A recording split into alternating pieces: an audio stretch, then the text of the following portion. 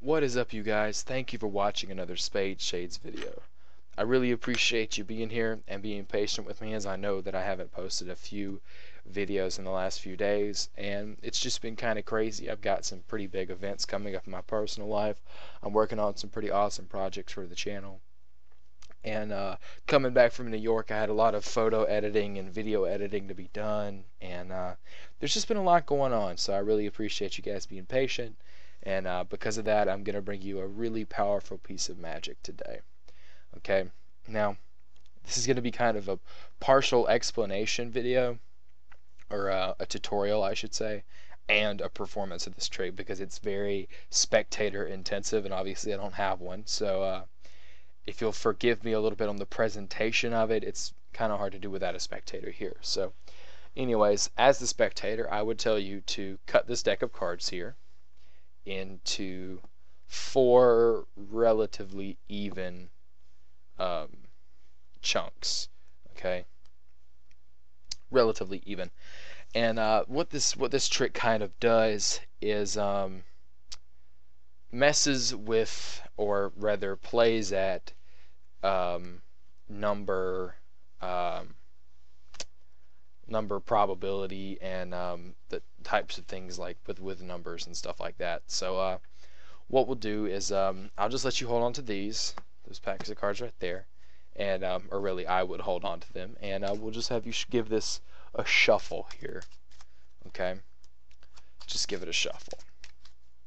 All right, just so we know that there's nothing fancy going on. Okay, and we're going to deal these cards down to the table, and I want you to count them silently in your head. Okay, so we got 3.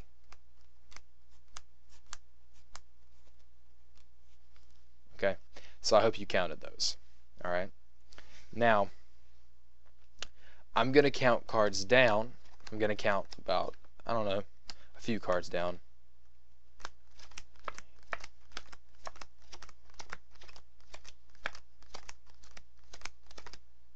Okay, that's fine. And what I want you to do is the number that we counted just a moment ago from this packet, I want you to count over, starting here, and find your card that matches the position that you counted.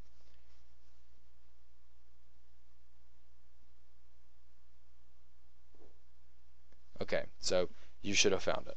Now, what we'll do is we'll turn it over, drop these on top. Okay,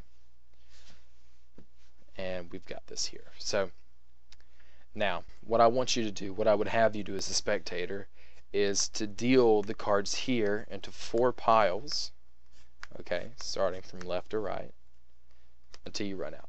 Okay, now we're going to turn over the top card of each packet here. Okay, so we've got 10, 7, 6, and 9. Now if we add these together, let's see, 10 plus 9 is 19. 19 plus 5 is 25. 25 plus 7 is 25 plus 5 is 30, plus another 2 is 32. Okay, so we've got 32, and let's count 32 cards from the top of this deck. 1, 2, 3, 4, 5, 6, 7, 8, 9, 10, 12, 13, 14, 15, 16, 17, 18, 19, 21, 22, 23, 24, 25,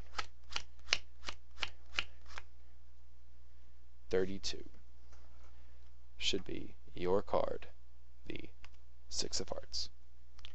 Okay, so like I said, just forgive me on the presentation. You know, I know it was kind of like, okay, let's do this, let's do this, let's do this, and it appeared to be, you know, it was kind of structured just from what a magician, you know, wants you to do. It's kind of one of those, it seems like one of those tricks where the magician is forcing you to do everything, which you are, to make it work. It's a self-working trick, but forgive me for that presentation. It's just really hard to do because it's so spectator intensive. It's really hard to do without a spectator here. So just a side note before you comment, and you know, or whatever, or say something about it not being a great presentation.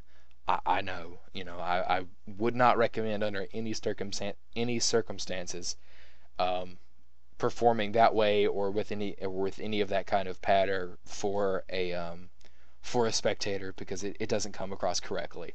This is a trick that you're going to have to figure out your own pattern for, and it can be kind of challenging. But the theme to this trick is kind of like numbers being destiny, and like a lucky number in the lottery, or I usually like to ask people their favorite number, and you'd be surprised at how many people would say 32 or something close to that. If they say 39, then you can say, well, 7 is mine, but let's just meet in the middle. Let me subtract mine from yours, gives you 32, something like that. You can come up with your own way to kind of get that number 32 out there beforehand. So anyways, enough of my jabbering. Let me show you how to do it.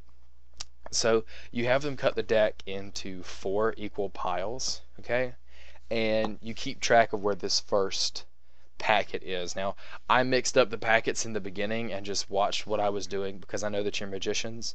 Most people watching this will be magicians, and I was just kind of trying to throw that off. But if you just take 4 and just put them out and then pick up all of them except for the first one, layman, they're not going to notice it, okay? But you want to have them pick up. You want to have the spectator do most of this. Have them pick up all 3. You can just point to the 3 and say, all right, just pick up these 3, and then have them shuffle it, okay? You want to have them shuffle it up because it makes them think that it's this is shuffled, which it doesn't matter if it's shuffled. There's nothing crazy going on here, and I don't even know that I really covered this because I've been talking so much. Sorry about that, by the way. I just have a habit of talking. You want to be sure that the top 4 cards are a 10, a 9, a 7, and a 6 in any order, okay, on the top of the deck.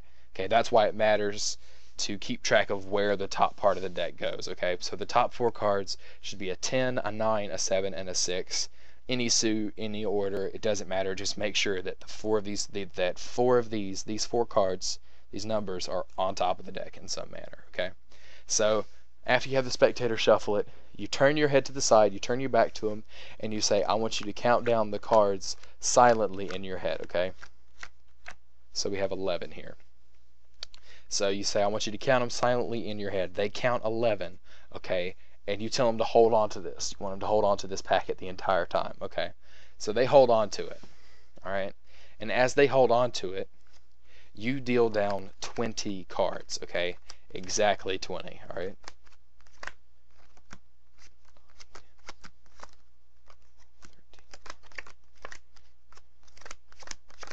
Okay, so you deal down exactly 20 cards. Excuse me for my sloppiness here. Exactly 20 cards, okay? Keep this remaining packet over here, out of the way, out of sight, out of mind, just somewhere else. And spread these 20 cards face up, okay, onto the table. And say, all right, whatever number, and point to the packet that they're handing. Say, whatever number that you counted in this packet, however many cards you're here, I want you to find the corresponding card that's in the same position, okay? So they would count for 11, 3, 5, 3, 5, 1. 5 of clubs, okay? So they count, they see the 5 of clubs, and you say, okay, let me know when you have it. When they have it, just collect the cards up, don't disturb the order, turn it face down, take your remaining packet, and drop it on top of that. Now, what's happened here is the way the numbers work, when you count down 20, their card is in the 32nd position, okay?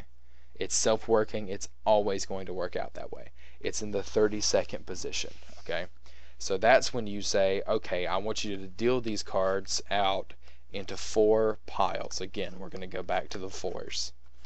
Deal them out in 4, and then turn over the top card of each packet.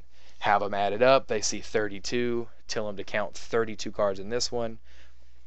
1, 2, 3, 4.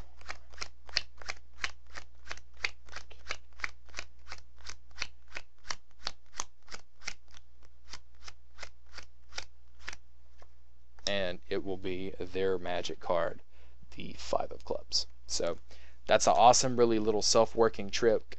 It gets some awesome reactions. I usually always do it. It doesn't take but just a second to set up, and you can set it up without it even looking fishy. So it's an awesome little trick.